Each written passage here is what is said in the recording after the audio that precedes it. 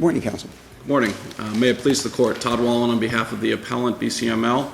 I'd like to reserve 2 minutes for rebuttal. Sure. This is an appeal from a summary judgment entered based upon the after-acquired title doctrine. The after-acquired title doctrine is a very old doctrine.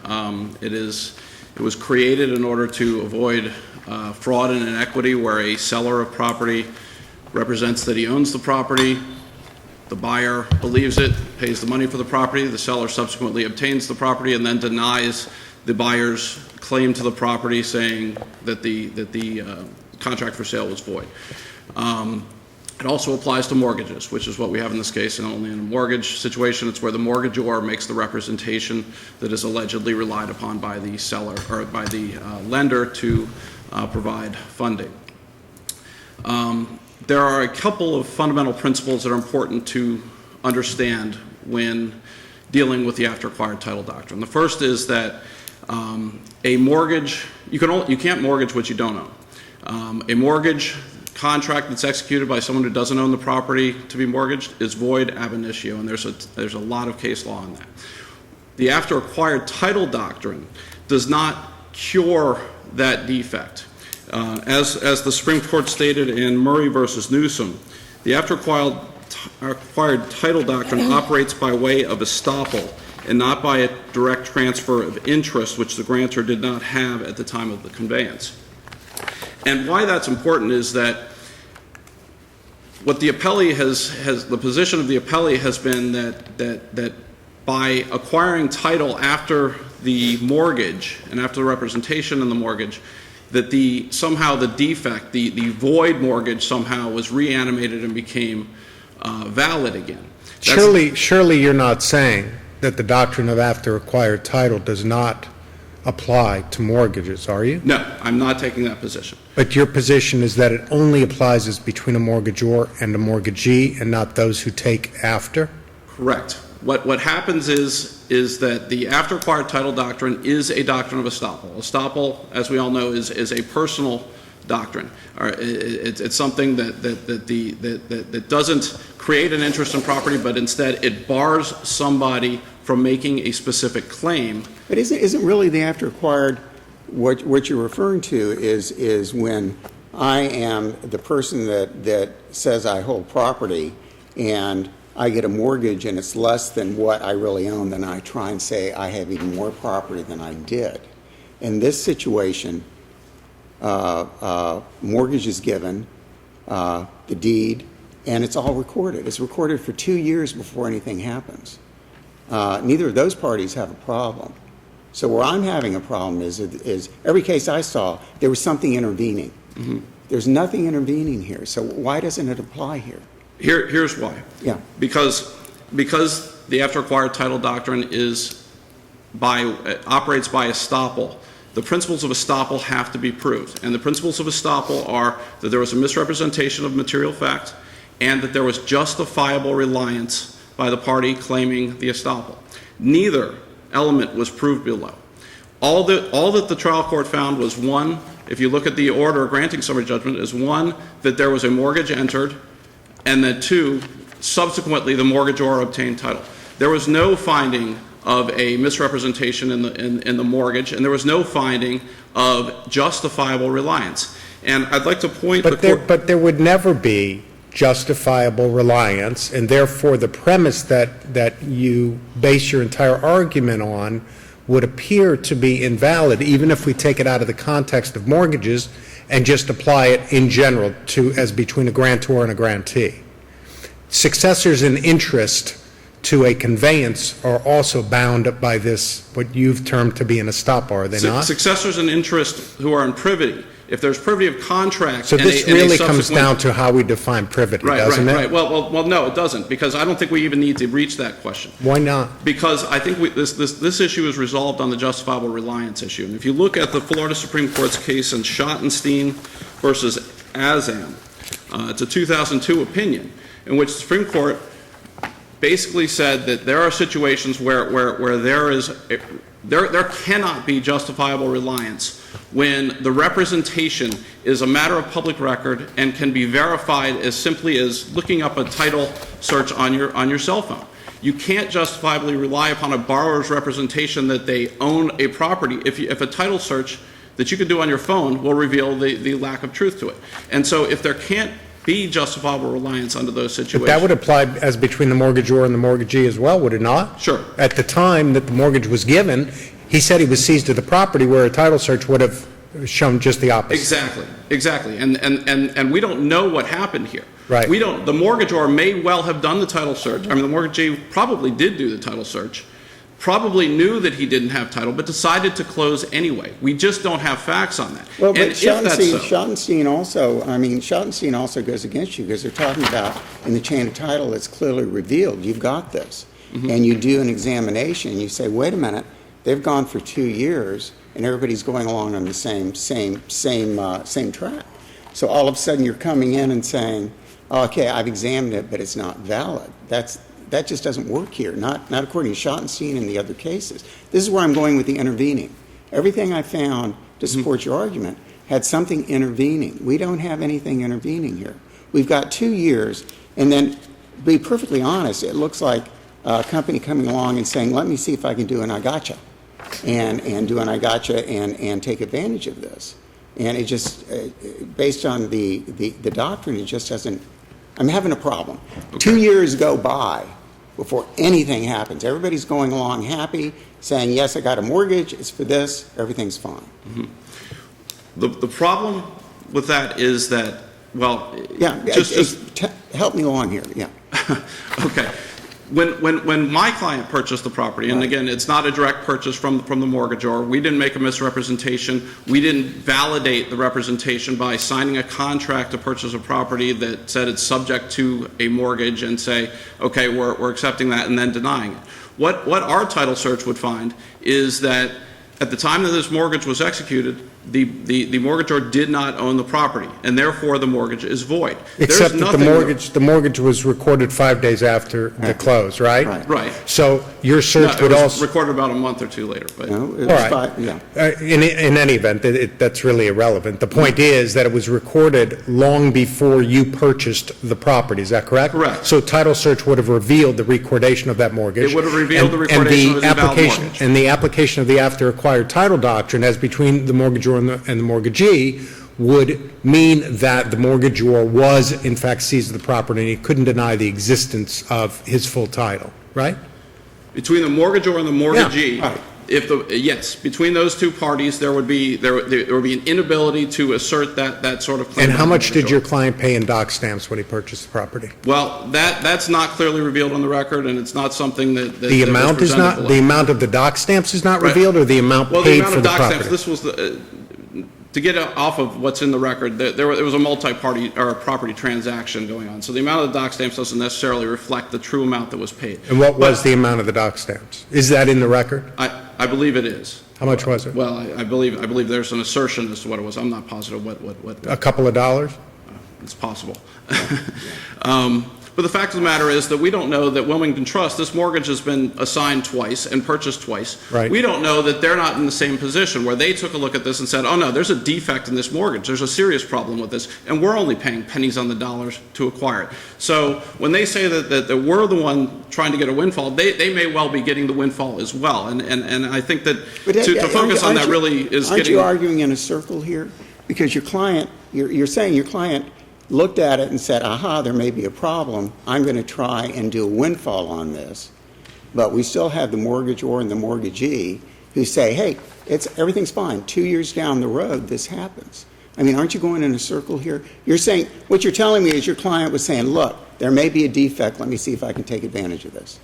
Am I correct? Well, everyone who purchases property is trying to make a profit. Well, I mean, I think your client paid how much? And the same is true of Wilmington Trust when they took this mortgage. Everybody does, but how much did your client pay for it? I'm not positive, to be honest with you. Like I said, this was a multi-property transaction, and so the doc stamps don't reflect the true consideration that was given for this.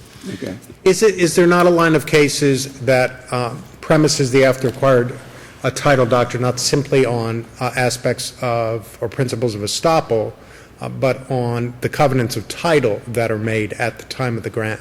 Well, this covenant of title would only run with the property if it's in the deed. not covenants of title that are in a mortgage. That's a separate contract.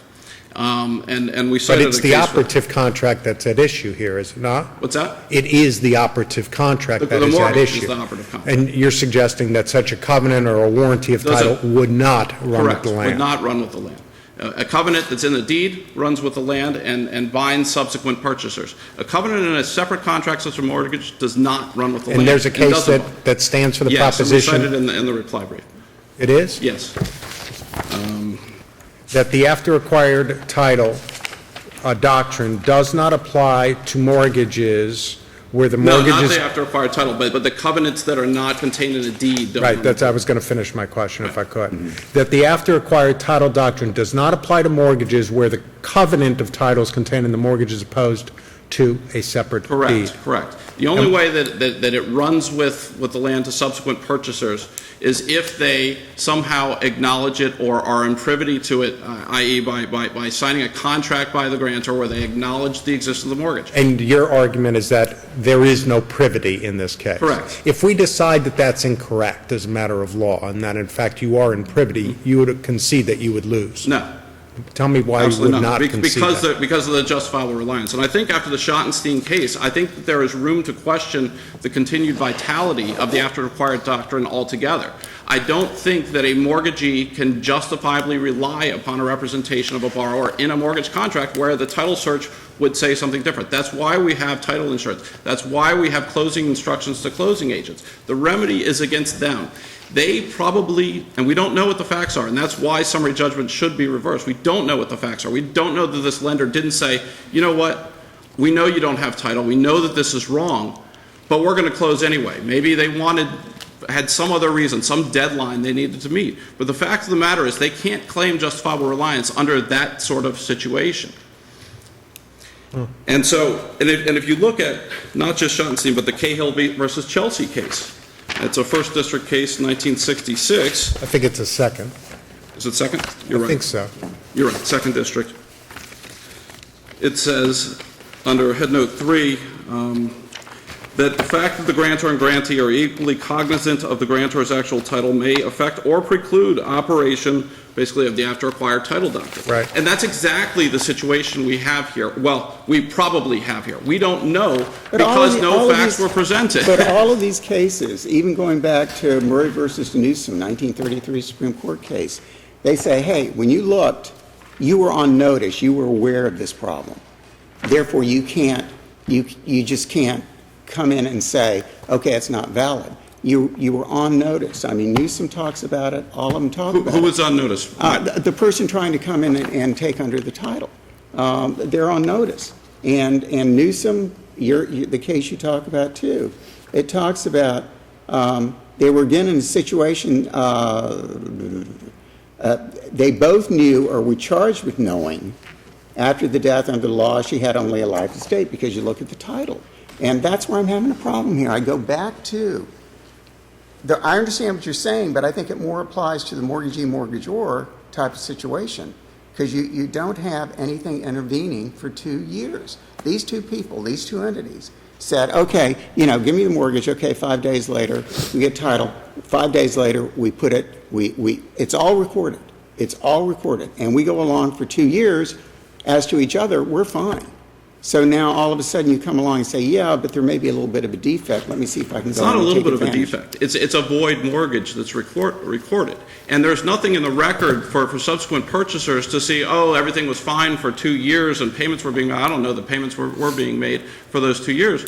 But the fact of the matter is, when you look at this... Well, they weren't in default. They weren't in default. There wasn't a foreclosure action. Yeah, right. But the fact of the matter is that what you see when you look at this and what they saw when they assumed the mortgage is a recorded void mortgage. And therefore... Well, it's certainly not void as between the mortgagor and the mortgagee, is it? It is void. The mortgagor is just stopped from making Well, that that it can't claim. be void. It can't be void then.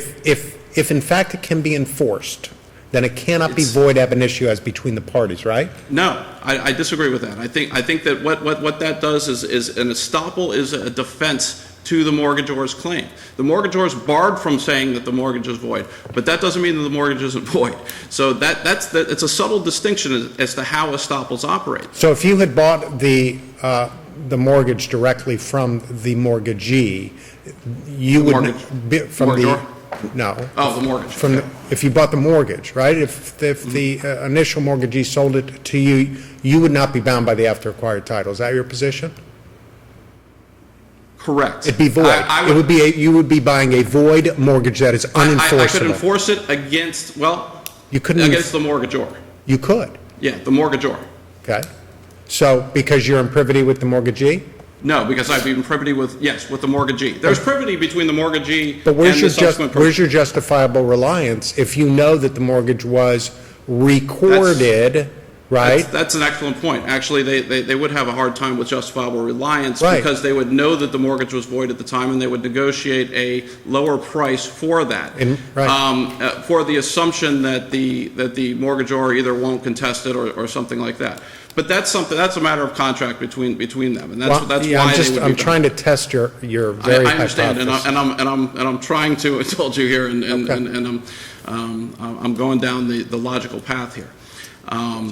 We've taken you way over, counsel. I'll let you have a couple minutes for rebuttal. Thank you. Thank you very much. May it please the court, Carlos Lerman, together with my co-counsel Jody Lerman, we represent Wilmington Trust.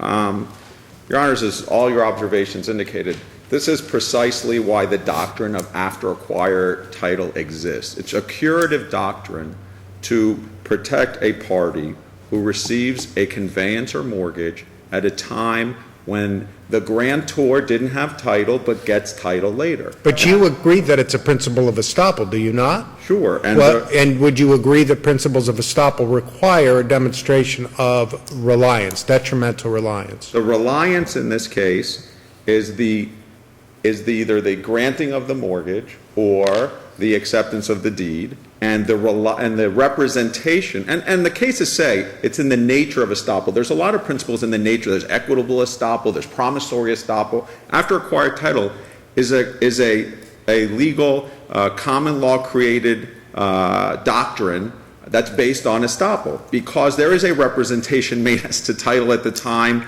that it's given, and then that representation, as your Honors observed, estops not only the party, but his privies are estopped as well. And the first case to talk about after acquired title is the Morales case. It was cited by the Cook case. And interestingly, in the Morales case, both parties are privies. The facts of the Morales case. Privies meaning successors in interest. Successors in interest. One of the parties was an infant when the transactions occurred. What happened was Mr. Morales goes and buys a piece of property, and it turns out that the grantor didn't have good title, and he learns that. So he says, "Oh, don't convey it to me, give it to my wife Lucinda." So there's a deed into Mr. Morales, then the title defect is cured, which breathed life into Mr. Morales' deed. Now it's good. But then the grantors, who no longer had title because everything's cured, they deed it to Lucinda. So now there's two chains. There's the Lucinda chain, and there's the Mr. Morales chain. And then all the kids are babies at this point. What ends up happening is Mr. Morales dies first, and then subsequently Lucinda dies.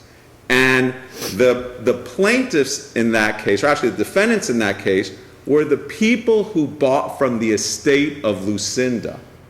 And the plaintiff was Mr. Morales' son. And he says, I have a 1/3 interest, and so do my siblings. We have 1/3 interest because our dad, his good title was breathed into his deed, if breathed is a word, and therefore Lucinda's is no good. And the court said yes. Now who was fighting there? It said, the court found it important to say that Mr. Morales' son was an infant when all of this was happening. He's a successor as an inheritance. The other party is somebody who bought from an estate from the bad title.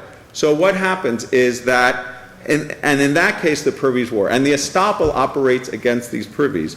The purpose of this doctrine can't be only between the parties because, as Your Honor observed, as Judge Suarez observed, you've got this mortgage, it could be foreclosed, it could be assigned, there could be a buyer from this mortgage, which is now good, which was bad. 15 years from now, someone going to say, oh yeah, remember that mortgage from 15 years ago? It was bad when you got it, so we're going to blow out that mortgage. That can't be the theory, and it's not the theory, and it's not the theory as articulated by the Supreme Court in the Newsom case and in the Morales case. It is a doctrine that applies to privies. And so it's in the nature of an estoppel, but does not necessarily require the personal detrimental reliance, strictly speaking, that estoppel would necessitate. Correct. And the way the courts construe that is that it's imposed on the privies. It's imposed on the privies, on both sides of the privies. And in this case... Or inures to the benefit and detriment of the successors in interest. Correct, depending on which side you're on.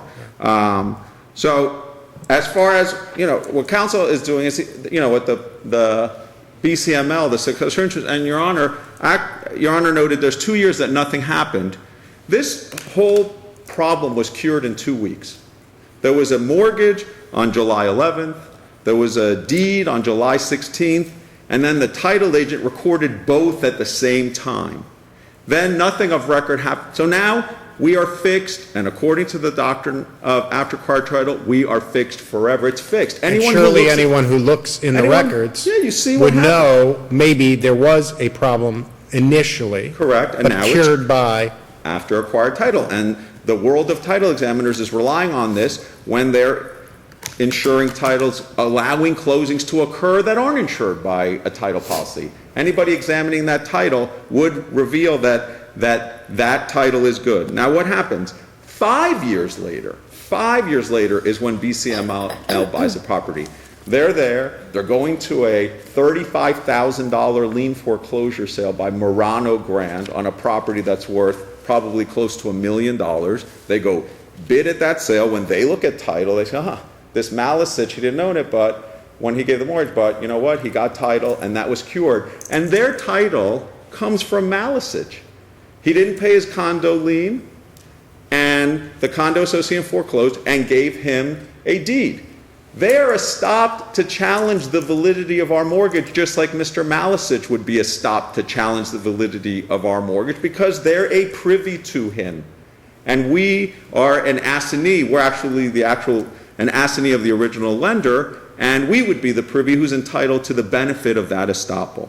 So, Your Honor, the court in this case properly applied the doctrine of equitable estoppel. It's applied based on the review of the recorded documents. How do we know that? Because that's what the court in Morales did. You're talking about litigation that occurred 15 or 20 years after the incidents giving rise to the application of the after-acquired title in the Morales case. Because you look at the deed, you look at what was represented, that the party was seized with title, the warranties that are contained, in our case, in the mortgage, and then the curing event, that title came into play. So, Your Honor, I would suggest to the court that Your Honors affirm the summary judgment granted by Judge Cueto in reliance on the after-acquired title. In fact, that is exactly why the doctrine exists. Thank you, counsel. Counsel? A couple quick points, Your Honor. Number one, the record below, the only findings of fact were that a mortgage was executed and title was subsequently acquired. There was no proof that Wilmington Trust is, in fact, a successor in interest or an assignee. There was no proof that the mortgage contained a misrepresentation of material fact.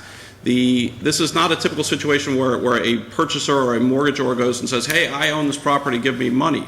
This is a situation where a form contract, 25 pages, is put in front of the mortgagor, and they're told to sign it, and it contains a warranty in one paragraph of 25 pages of the form contract that says we have title subject to encumbrances. We don't know what was going through the mortgagor's mind, whether they saw this, whether they understood, whether they asked questions about it. Because the fact of the matter is, an encumbrance subject to... If it's there and he signed it and it's unambiguous, we don't go any further on that. Well, I don't know that it's unambiguous, because it says subject to encumbrances. Was there a holding that it was ambiguous anywhere? No, there wasn't. But are what you I'm saying arguing that the standard contract is ambiguous? What I'm arguing is that there's been no findings of fact by the trial court to support a summary judgment. Does there have to be a finding of fact? There does. There has to be a finding there was a misrepresentation. Does there have to be a finding of fact when no one's argued that it's ambiguous?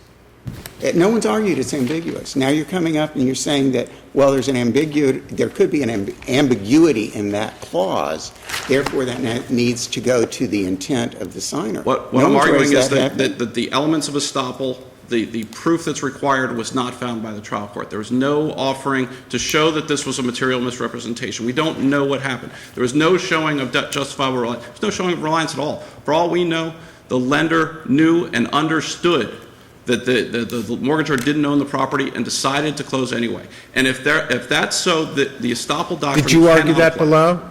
Because here on appeal, you've argued that there was no showing of detrimental reliance as to the subsequent transactions. Did you argue here Yes. as to detrimental reliance in the initial Yes, mortgage? we argued both. That there was no showing either that Wilmington Trust or the initial lender detrimentally relied. There was no showing by anybody of detrimental reliance. So I think that on this record, the summary judgment simply contains insufficient factual support to support the judgment. And I don't see- You're asking us to send it back for what purpose? Well, for purposes of litigating whether or not the elements of estoppel can be met, whether or not there was justifiable reliance, why did the closing take place, whether or not this misrepresentation was something that was material.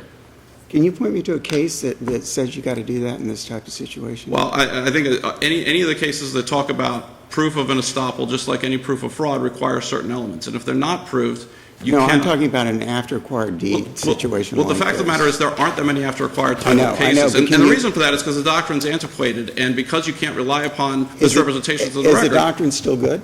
I don't believe that.